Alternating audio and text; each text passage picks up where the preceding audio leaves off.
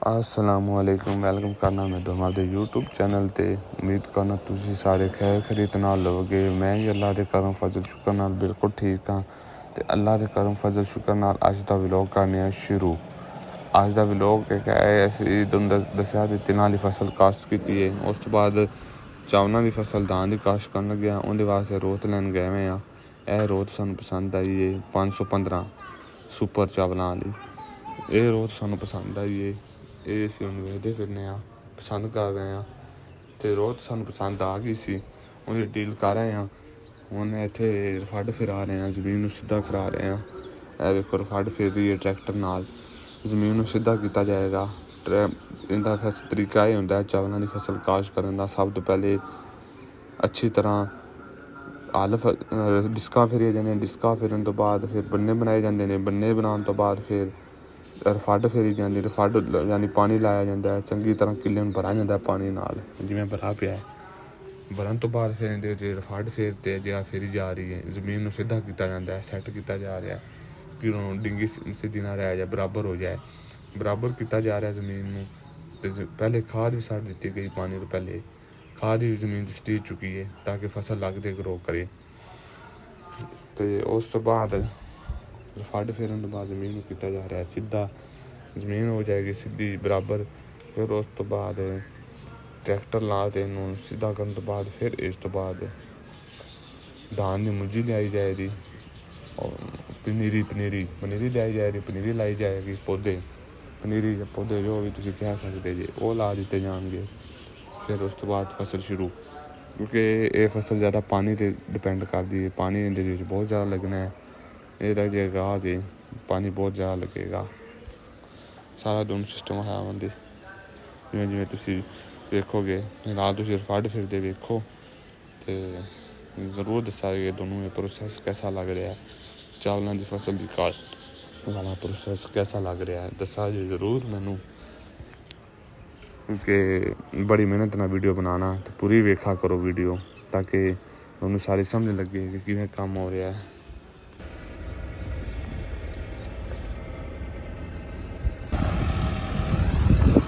और मैं दूजे एंगल से आया उत्थों बना रहे वीडियो।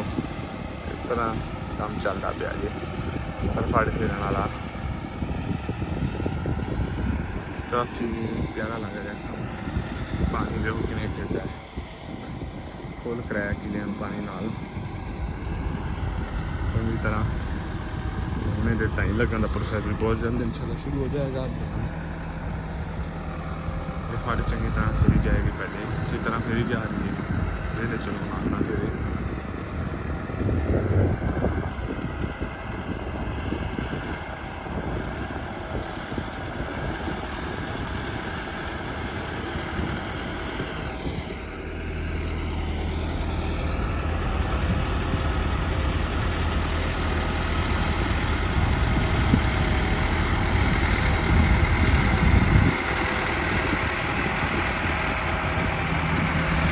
जमीन सीधी हो रही है नाल सैट हो रही है।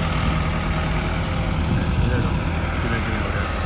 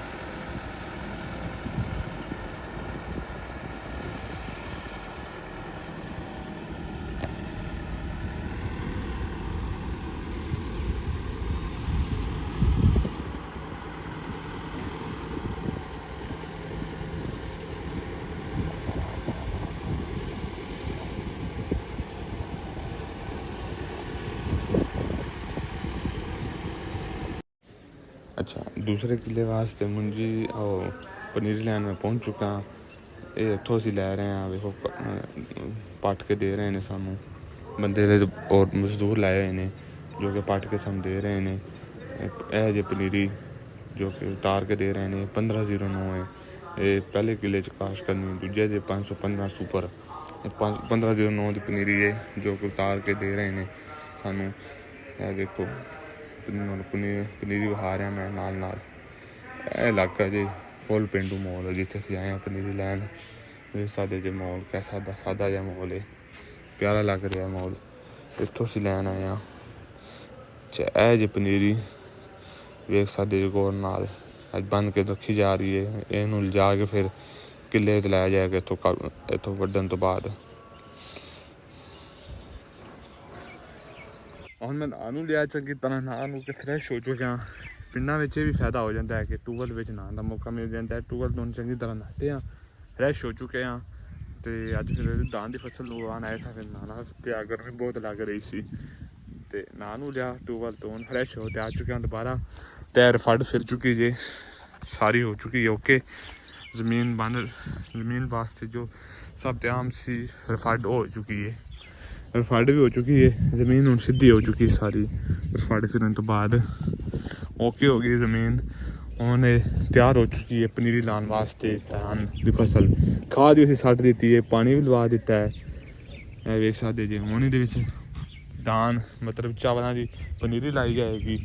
ਪਨੀਰੀ ਲੱਗਣ ਤੋਂ ਬਾਅਦ ਇਨਸ਼ਾਅੱਲਾ ਪ੍ਰੋਸੈਸ ਸ਼ੁਰੂ ਦਾਈਆਂ ਦਾ। ਪਹਿਲਾ ਮਹੀਨਾ ਪਾਣੀ ਵੀ ਬਹੁਤ ਜ਼ਿਆਦਾ ਲੱਗੇਗਾ ਅਤੇ ਉਸ ਤੋਂ ਬਾਅਦ ਫਿਰ ਹੌਲੀ ਹੌਲੀ ਕੰਮ ਸੈੱਟ ਹੋ ਜਾਏਗਾ। ਇੱਕ ਕਿੱਲੇ 'ਚ ਅਸੀਂ ਬੀਜਦੇ ਪਏ 515 ਜੋ ਕਿ ਸੁਪਰ ਹੁੰਦੇ ਨੇ। ਉਸ ਕਿੱਲੇ 'ਚ ਅਸੀਂ ਬੀਜਾਂਗੇ 515 ਔਰ ਸਾਹਮਣੇ ਕਿੱਲੇ 'ਚ ਸੁਪਰ ਦੇਸੀ ਸੁਪਰ ਜਿਹਨੂੰ ਕਿਹਾ ਜਾਂਦਾ ਉਹ ਬੀਜਾਂਗੇ। ਅਤੇ ਇਸ ਕਿੱਲੇ 'ਚ ਅਸੀਂ ਬੀਜਦੇ ਪਏ 1509 ਇਸ ਕਿੱਲੇ 'ਚ ਬੀਜਾਂਗੇ। ਉਸ ਵਿੱਚ 515 ਦੋਵਾਂ ਵਿੱਚ ਲੈ ਬੀਜ ਰਹੇ ਹਾਂ। 515 ਬੀਜਣ ਵਾਸਤੇ ਦਾ ਇਹ ਮਕਸਦ ਸੀ ਕਿ ਘਰ ਵਾਸਤੇ ਵੀ ਰੱਖਣ ਵਾਸਤੇ ਕੰਮ ਆ ਜਾਂਦੇ ਨੇ, ਇਸ ਲਈ ਫਿਰ 515 ਵੀ ਨਾਲ ਬੀਜ ਰਹੇ ਹਾਂ ਤਾਂ ਕਿ ਘਰ ਵੀ ਰੱਖਣ ਵਾਸਤੇ ਕੰਮ ਆ ਜਾਣ, ਘਰ ਵੀ ਰੱਖ ਲਈਏ। 1509 ਤਾਂ ਫਿਰ ਵੇਚ ਹੀ ਦੇਈਦੇ ਸਾਰੇ। 1509 ਇੱਥੇ ਅਸੀਂ ਕਾਸ਼ ਕਰਾਂਗੇ ਇਨਸ਼ਾਅੱਲਾ। ਅੱਜ ਲੱਗਣੇ ਸ਼ੁਰੂ ਹੋ ਜਾਣਗੇ ਅਤੇ ਕੱਲ੍ਹ ਇਨਸ਼ਾਅੱਲਾ 515 ਵੀ ਲੱਗ ਜਾਣਗੇ। ਕੱਲ੍ਹ ਸ਼ਾਮ ਤੱਕ ਇਨਸ਼ਾਅੱਲਾ ਦੋਵਾਂ ਕਿੱਲਿਆਂ 'ਚ ਓਵਰਆਲ ਪਨੀਰੀ ਲੱਗ ਚੁੱਕੀ ਹੋਵੇਗੀ। ਫਿਰ ਉਸ ਤੋਂ ਬਾਅਦ ਇਨਸ਼ਾਅੱਲਾ ਪ੍ਰੋਸੈਸ ਸ਼ੁਰੂ ਚਾਵਲਾਂ ਦੀ ਫਸਲ ਦਾ, ਜੋ ਕਿ 3 ਮਹੀਨੇ ਦੇ ਇਨਸ਼ਾਅੱਲਾ ਕੰਪਲੀਟ ਹੋ ਜਾਏਗਾ।